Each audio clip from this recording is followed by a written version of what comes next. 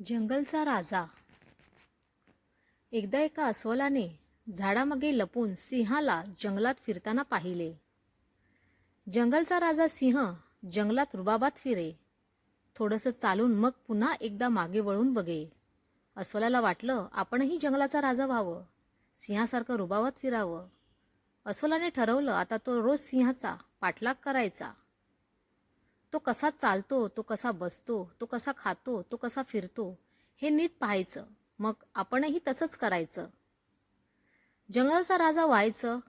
तेव्हापासून रोज ते अस्वल सिंहाच्या पाळतीवर राहिलं.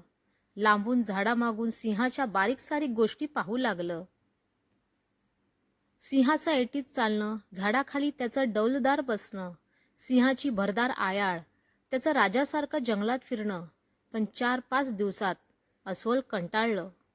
अस्वलाला वाटलं खरं म्हणजे जंगलाचा राजा मीच व्हायला पाहिजे, कारण सिंहापेक्षा मी जाडजूड आहे.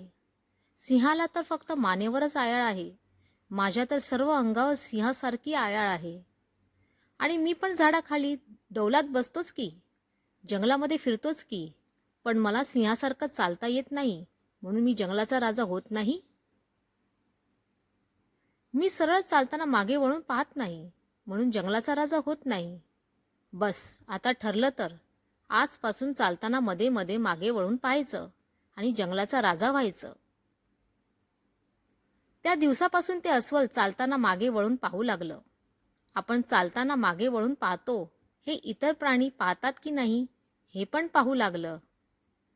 मी किती जाडजूड आहे पहा, माझी अंगभर आयाळ पहा, माझं रुबाबात चालणं पहा, आता तरी मला राजा म्हणा, असं भेटेल त्या प्राण्यांना सांगू लागलं. पण तरीही जंगलातले छोटे मोठे प्राणी त्याला राजा म्हणेनात. अस्वलाच्या पाठी हेच प्राणी ख्वॅ ख्वॅ फॅक्वॅक फॅक्वॅक करून हसायचे. शेपट्या हलून तोंड वाकडी करून त्याला चिडवायचे. अस्वल वैतागलं, भलतंच चिडलं.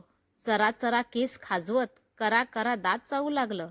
अस्वलाने ठरवलं आजच काय तो फैसला करू. जंगलातल्या या चुटूक पुटूक प्राण्यांच्या नादी लागण्यात काही अर्थ नाही. आपला रुबाब, आपली चाल त्या सिंहालाच दाखव. सिंहाशी सरळ सरळ पंगा घेऊ.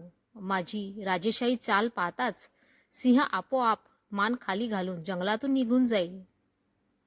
मग या जंगलाचा राजा मीच होईन. अस्वल जे घरातून उठलं ते तरातरा सिंहासमोरच गेलं. सिंह झाडाखाली सुस्तावला होता. अस्वल सिंहाच्या सरळ समोर जाऊन उभं राहिलं. सिंहाने शेपटी उडवत अंगावरच्या माशा हाकलल्या. मान वाकडी करत डाव्या पायाने आयाळ खाजवली. अस्वल सिंहासमोरच सिंहासारखं चाललं, म्हणजे थोडंसं चालून त्याने पुन्हा पुन्हा मागे वळून पाहिलं. चालताना सिंहासारखं ऐटीत चालण्याचा प्रयत्न केला. आता हा कोण नवीन रुबाबदार राजा, असं म्हणत सिंह चवताळून उठेल.